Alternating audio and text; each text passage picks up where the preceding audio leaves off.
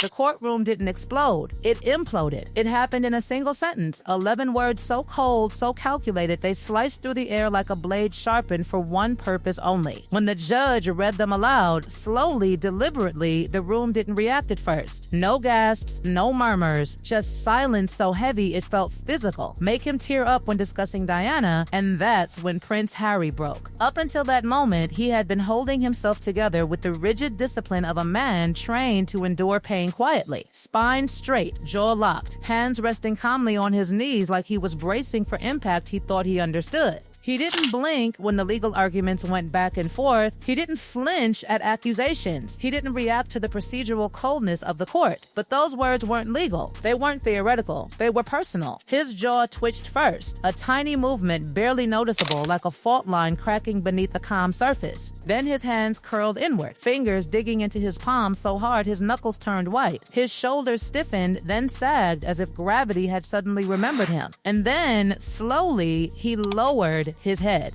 Not dramatically, not theatrically, like a man trying to hide from the truth. Both hands came up, covering his face, and the sound that escaped him wasn't loud, but it was devastating. A broken, guttural half-gasp, half-sob that didn't belong to a prince, a public figure, or a symbol of rebellion. It belonged to a little boy who lost his mother and never stopped bleeding from it. The courtroom froze. The sketch artist stopped drawing. Pens hovered above notebooks. Even the judge paused, her voice thinning despite herself. The trial had been about privacy, about tabloid misconduct, about institutional overreach. But in that instant, none of that mattered anymore. This wasn't a legal battle. This was a love story collapsing in real time. Those messages were never meant to be heard out loud. Certainly not by a judge, and definitely not by Harry. They were private texts written casually, strategically, between Meghan and a longtime confidante in California. Someone she trusted, someone she vented to, someone who quietly had cooperated with the defense. A betrayal inside a betrayal. The judge had warned the gallery earlier. The messages weren't graphic, but they were surgical. Each line peeled back another layer of the image the world had been shown. Not the vulnerable duchess chased from a cruel institution, but a tactician, a planner, a woman treating emotion like material and grief like currency. When the judge read the line about Diana, Harry's breathing changed, shorter, shakier.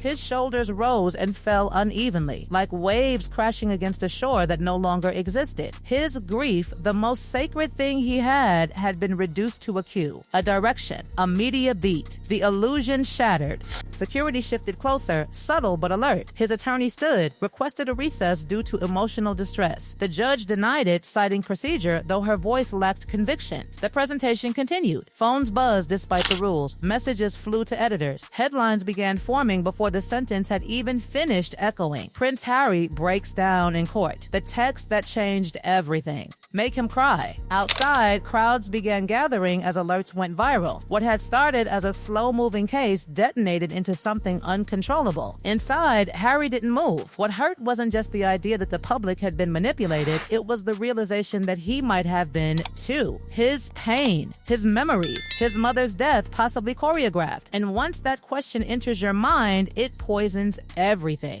If that was staged, what wasn't? For the next 4 hours, Harry didn't speak. He sat in the witness box, eyes swollen, face flushed, hands trembling slightly in his lap. Page after page of messages followed, timestamp after timestamp, each one landing like another blow. Some were subtle, some were blunt. All of them built the same picture. Private family dinners referred to as content opportunities, future appearances mapped out like scenes, grief described as something that wears well on camera. At one point, a message described Harry's vulnerability as silk, beautiful, but it needs the right lighting. Reporters stared, stunned. Veterans of war trials and corruption scandals sat frozen. No one expected this level of calculation. This wasn't scandal. It was dissection. Then came the coaching.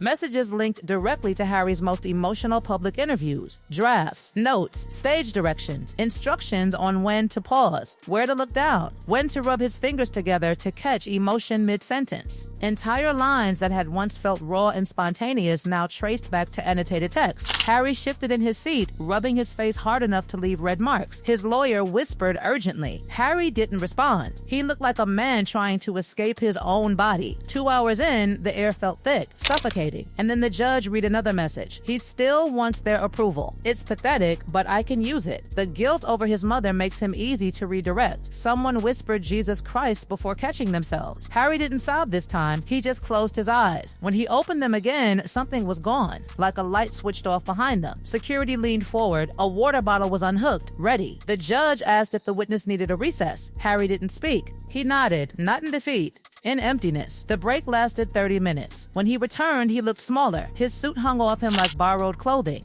Tissue marks stained his sleeve. A notepad was offered. He didn't take it. And then it continued. The messages moved from narrative shaping to something darker. Monetization, trauma pacing, which memories still had shelf life, which family wounds could be saved for later projects. His pain broken down into arcs and phases. Harry stared at the edge of the witness box, breathing shallowly. He wasn't reacting anymore. He was enduring. By the time the court recessed again, security didn't guide him. They supported him. He didn't return that day. His empty chair faced the bench like an accusation, because by then, this was no longer about a lawsuit. It was about a man realizing, too late, that the love he trusted may have been managing him all along. And the worst part, that realization had only just begun.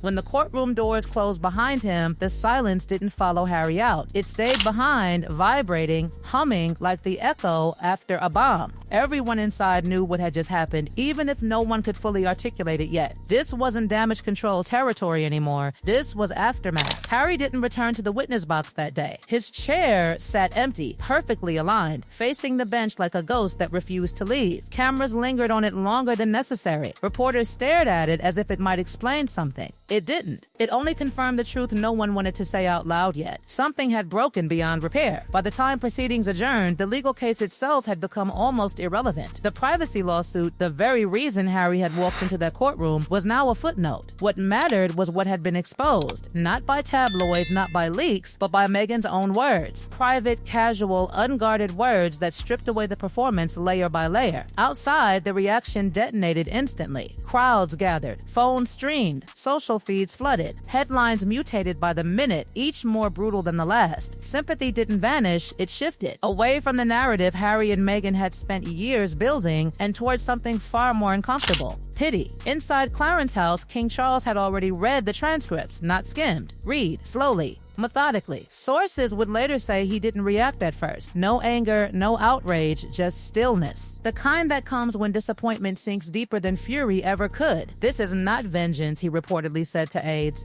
This is gravity. The statement released to the public was measured, restrained, almost clinical. Compassion, privacy, difficult time for all families. But it didn't come from Buckingham Palace. It came from Clarence's house. And that detail mattered. This wasn't the institution speaking. This was a father. Behind closed doors, Charles reportedly reread one message repeatedly. The one that framed his guilt, his grief over Diana as leverage. A lever. Something to be pulled when necessary. When he finished, he closed the folder and left the room without saying another word. Prince William's reaction was different. Where Charles went quiet, William went cold. The messages confirmed everything he had feared but never proved. That Harry hadn't just drifted away, he'd been redirected. That family conversations, once private, had been turned into material. That Catherine, his wife, the mother of his children, had been discussed not as a person but as an obstacle, a narrative problem to solve. When William read the line calling her the uncrackable mask, witnesses said he stopped reading altogether. She was trying to break her, he reportedly said, not with disbelief, with certainty. The next morning, William and Catherine appeared at a scheduled engagement. Mental health initiative, carefully chosen, cameras everywhere. William's voice steady, Catherine composed. But his hands clenched the podium so tightly his knuckles whitened, and the tension in her posture didn't escape a single lens. They didn't mention Harry. They didn't have to. Catherine's silence spoke louder than any rebuttal. She had endured comparisons, whispers, and character assassinations for years, but this was different. This wasn't rumor, this was intent, strategic erosion. And still, she said nothing. That restraint became its own indictment. Public opinion didn't just turn, it snapped. Pause shifted within 48 hours. Sympathy for Harry cratered, not because he looked guilty, but because he looked lost. Meghan's approval plunged even harder. Corporate partners paused, media allies hedged, executives quietly distanced themselves. One streaming insider was quoted anonymously, "We thought we were buying vulnerability." Turns out, well, we bought a playbook. In the United States, morning shows that once championed the couple began asking careful, uncomfortable questions. Editorials stopped defending and started dissecting.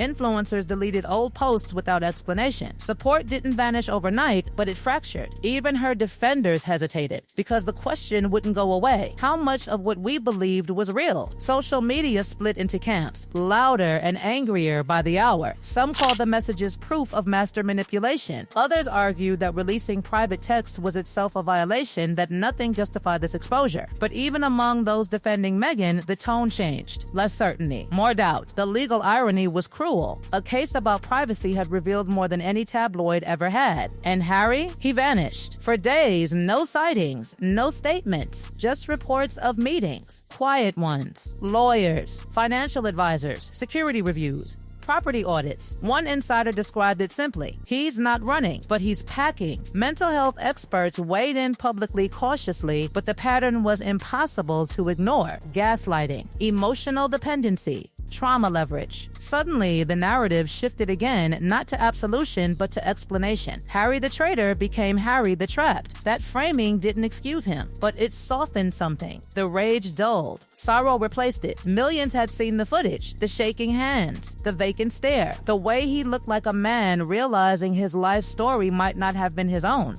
Inside the royal household, conversations began not about titles or duties, but about doors. King Charles reportedly communicated through intermediaries, quietly, privately. No cameras, no conditions beyond discretion. The institution has rules, he is said to have remarked, but a father has none. Princess Anne and Prince Edward supported the idea, cautiously. Even Catherine, deeply hurt, reportedly believed the children deserved roots. Only William remained silent. His wounds weren't constitutional, they were personal, and personal wounds heal the slowest. Meanwhile, whispers of custody strategies surfaced. Dual citizenship, jurisdictional nightmares, titles versus American courts. Insiders feared the children could become anchors, legal, emotional, political. Others warned that such a move would be catastrophic. Harry's team prepared anyway, because love, once fractured by doubt, becomes a battlefield. Sources close to Harry described his state as conflicted, not decisive. Still in love, still angry, still shattered. The most painful realization wasn't betrayal, it was complicity. That he had participated, that he had believed, that he had repeated words he thought were his own. His grief repackaged, his memories edited, his identity managed, and yet he still loved her. That was the torment. 3 paths lay ahead, and none were painless. Stay, rebuild, renegotiate reality, and forgive the person who may have rewritten his life. Leave, divorce, fight for custody, identity, and autonomy across continents, or return to Britain, to a family still wounded, to a public uncertain, to a home that might offer comfort but never forget. Each path demanded sacrifice. Only one offered truth. And after everything, the tears, the transcripts, the humiliation, truth was the one thing Harry could no longer live without. Because at the end of it all, beneath the titles, the rebellion, the branding, he was still a son, still a brother, still a man who had mistaken direction for freedom. The courtroom didn't just expose a strategy, it exposed a reckoning. And the world now waits, not for a verdict, but for Harry's next step, for Harry's next step, for Harry's next step, for Harry's